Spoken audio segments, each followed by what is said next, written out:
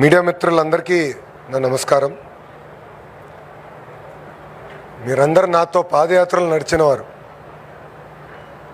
ఆనాడు నేను పదే పదే చెప్పేవాడిని, రాయలసీమకి క్యాన్సర్ గడ్డ అన్న వ్యక్తి జగన్మోహన్ రెడ్డి. ఆయన ఎప్పుడు ఆలోచన రాయలసీమ ముందలకెళ్ళకూడదు, రాయలసీమ ఏదో వాళ్ళ ఆస్తిలాగా భావించే వ్యక్తి.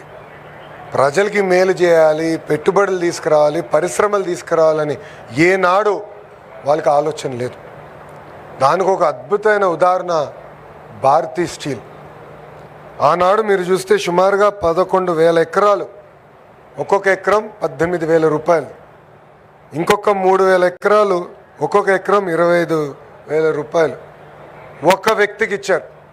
ఆనాడు వాళ్ళు ఏం చెప్పారు, 10,000 ఉద్యోగాలు వస్తాయి, డైరెక్ట్గా ఇండైరెక్ట్గా 1,00,000 మందికి ఉద్యోగాలు వస్తాయి. ఒక్క ఉద్యోగం రాలేదు. అది పెట్టుకుని ఏకంగా మైనింగ్ లైసెన్స్ తీసుకున్నారు.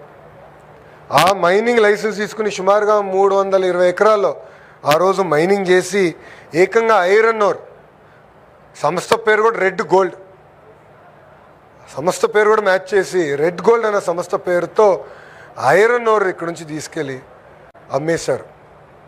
దాంతో విపరీతంగా ఆనాడు ఇది మీరు ఇటు పక్కన గాలి జనార్దన్ రెడ్డి గారు, ఇంకో పక్కన జగన్మోహన్ రెడ్డి గారు, వీళ్ళిద్దరికి ఆదాయం వచ్చింది తప్ప కడప జిల్లాకి చెందిన నిరుద్యోగ యువకులకి ఒక్క ఉద్యోగం కూడా రాని పరిస్థితి. ఇంతేకాదు, మీరందరూ ప్రజలందరూ ఒక విషయం ఆలోచించాలి. 2017లో ఆనాడు పెనుగొండ నియోజకవర్గంలో ప్రజలందరికీ పిలిపించి ఒక 1000 ఎకరాలు ఇవ్వండి, కేవలం కియానే కాదు, కేవలం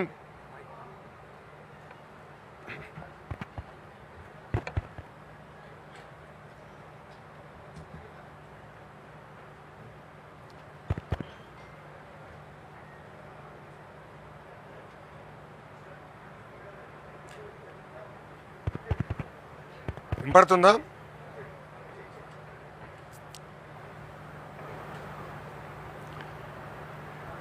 కేవలం కియానే కాదు, కియా అనుబంధ విభాగాలు కూడా మేము తీసుకొస్తాం, పెద్ద ఎత్తున నిరుద్యోగ యువకులకు ఉద్యోగాలు కల్పిస్తామని అన్నాడు, హామీ ఇచ్చాం.